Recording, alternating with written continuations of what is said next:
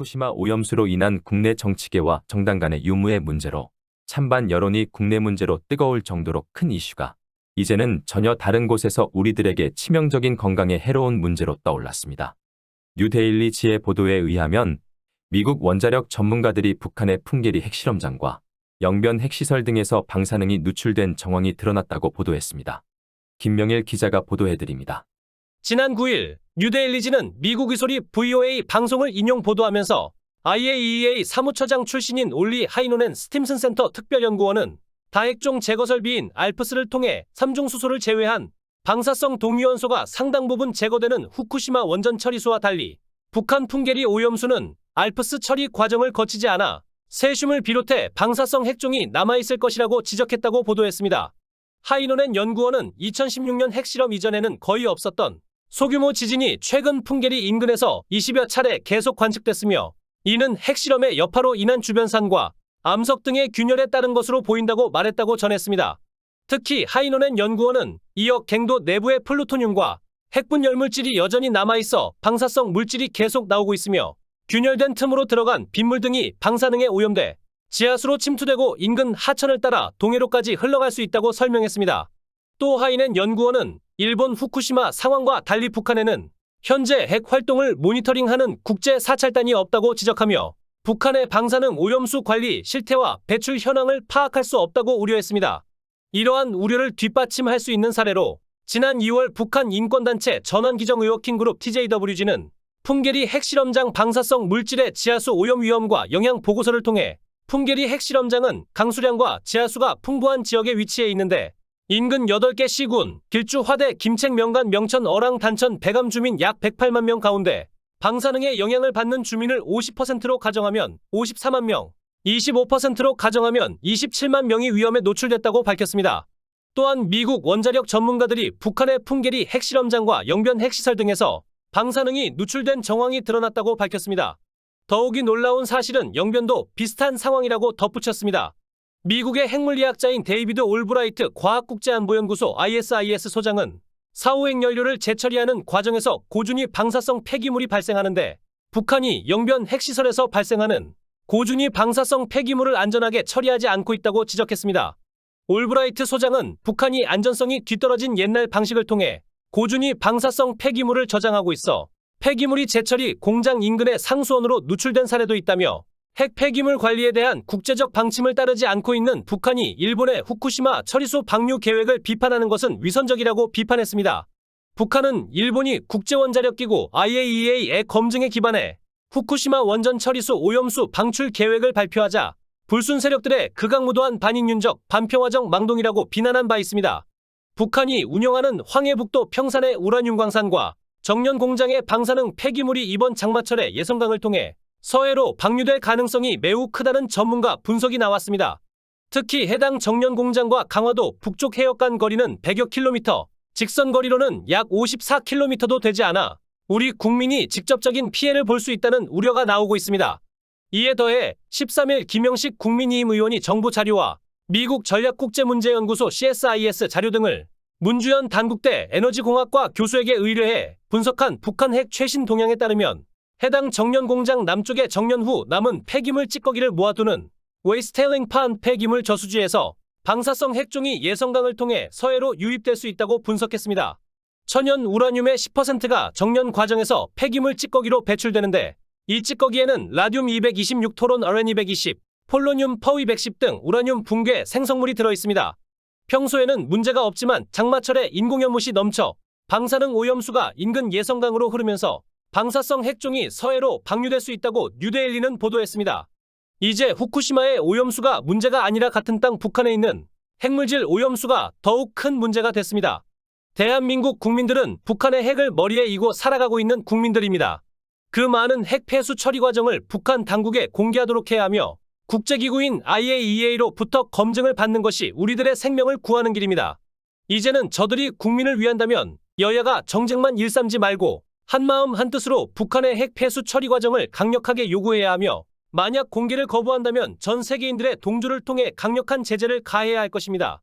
이상 KUMC-TV 김명일 정치부 기자였습니다.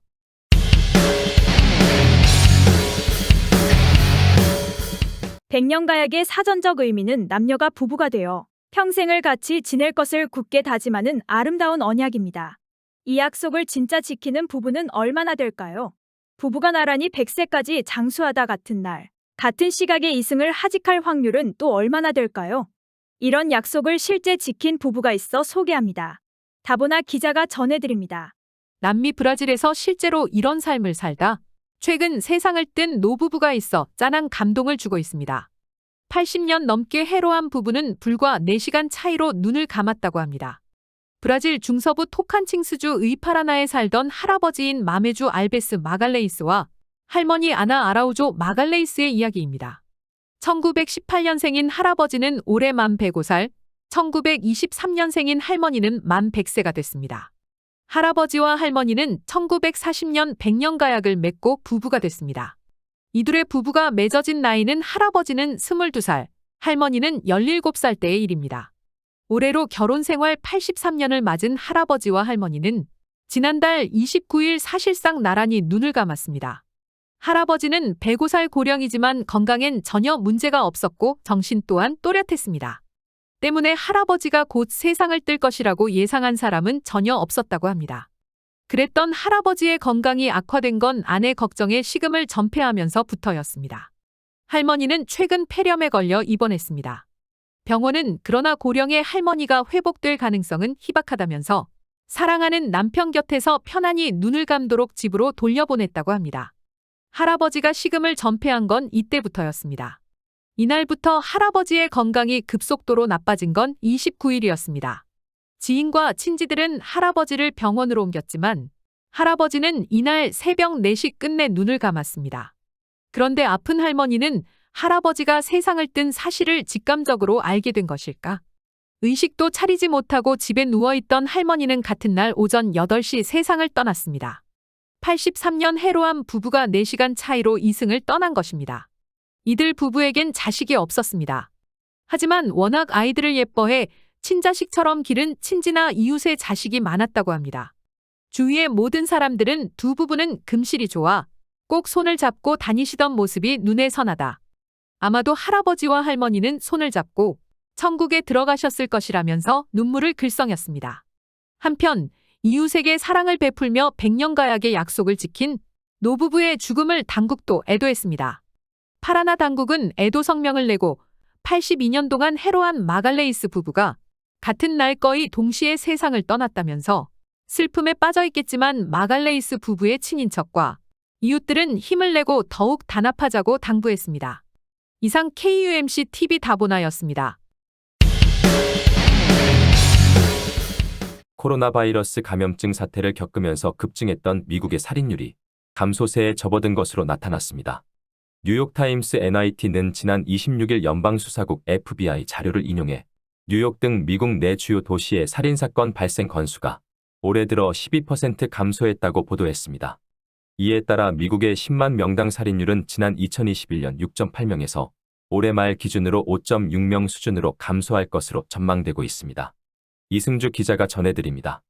NIT는 아직도 코로나19 이전에 비해선 살인율이 10%가량 높은 수준이지만 감소 추세는 뚜렷하게 나타난다고 평가했습니다. 다만 FBI의 수치는 모든 사법기관의 자료를 집계한 것이 아니고 일부 도시만을 대상으로 한 것이라는 점에서 다른 기관의 자료와는 차이가 있을 수 있다는 지적이 제기되고 있습니다. 앞서 미국은 코로나19 사태가 본격화한 2020년 살인사건이 전년에 비해 30%나 급증해 100여 년 만에 최대 증가율을 기록했습니다. 당시 통계는 미 질병통제예방센터 CDC가 발표한 사망진단서 정보에 따라 취합됐습니다. CDC 자료에 따르면 2020년 미국에서는 인구 10만 명당 7.8건의 살인사건이 발생했습니다. NIT는 최근 살인율 감소의 이유로 코로나19 당시 미국 주요 도시들이 전반적으로 경찰력을 줄였지만 현재 과거 수준으로 회복됐다는 점을 들었습니다. 범죄 예방을 위한 순찰 대신 코로나19 방역 등 다른 업무에 투입됐던 경찰들이 원래 자리로 돌아왔다는 것입니다. 또한 2020년의 경우 흑인 조지 플로이드 사망 사건 이후 경찰력 행사에 대한 사회적 비판 때문에 경찰 활동이 위축된 것이 강력범죄 증가라는 부작용을 불렀다는 분석도 제기됐습니다. 이후 경찰력 행사가 정상화하면서 살인 등 강력범죄의 감소 요인으로 작용했을 수 있다는 설명입니다. 이와 함께 코로나19 기간 증가한 범죄에 대처하기 위해 연방 지역 정부가 적극적인 행정을 편 것도 살인율 감소의 배경으로 지목되고 있습니다. 다만 아직 미국의 살인율이 코로나19 이전으로 감소했다고 단정하기는 이르다는 분석도 제기됐습니다. 범죄 전문가인 제프 애셔는 코로나19 기간 살인율이 급증한 이유도 검증된 것이 아니다라며 현재 수치만을 가지고 살인율이 감소세에 접어들었다고 단정할 수 없다고 지적했습니다. 이상 KUMC TV 이승주였습니다. 천마디 말보다 이 사진 한 장이 모든 것을 말해줍니다라고 전쟁의 비참함을 말해주는 사진이 SNS에 올라와 전 세계 많은 사람들이 슬픔에 젖어 있습니다. 현지 시간으로 지난 12일 안톤 게라시첸코 우크라이나 내무장관은 자신의 사회관계망 서비스에 전쟁 중 심한 상처를 입은 남성과 그를 꼭 끌어안고 있는 여성의 사진 한 장을 올리며 이같이 말했습니다. 이준규 기자가 전해드립니다. 1년 6개월여간 지속되고 있는 우크라이나 전쟁의 참상을 담은 한 장의 사진이 전 세계 누리꾼들을 울리고 있습니다.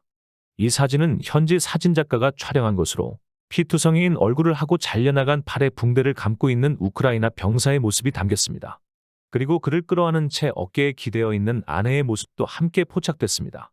게라시첸코 장관은 우크라이나 방어군 안드리이는 최전선에서 중상을 입었다며 그는 양쪽 팔과 두 눈 그리고 청각 일부를 잃었으며 안드리이의 아내 알리나는 병원에 머무르며 그의 연인을 돌보고 있다고 설명했습니다. 사진을 접한 전 세계의 누리꾼들은 체스를 두는 소수의 노인 때문에 사람들이 고통을 겪는다. 단 한 장의 전쟁의 참상을 담아냈다. 전쟁은 반드시 중단돼야 한다 등의 반응을 보였습니다. 한편 이 사진은 게라시첸코 장관의 계정에서만 90만회 넘게 조회됐으며 4,500여 회 이상 리트윗된 것으로 파악됐습니다. 동유럽권 매체인 라디오 자유유럽 RFER은 이 사진을 이 주일의 사진으로 선정했습니다. 이상 KUMC TV 이준규였습니다. 미국서 대출한 지 120년이 지난 책이 깨끗하게 보존된 상태로 반환돼 최장 연체 기록을 달성했다고 뉴욕타임스 NIT가 9일 보도했습니다.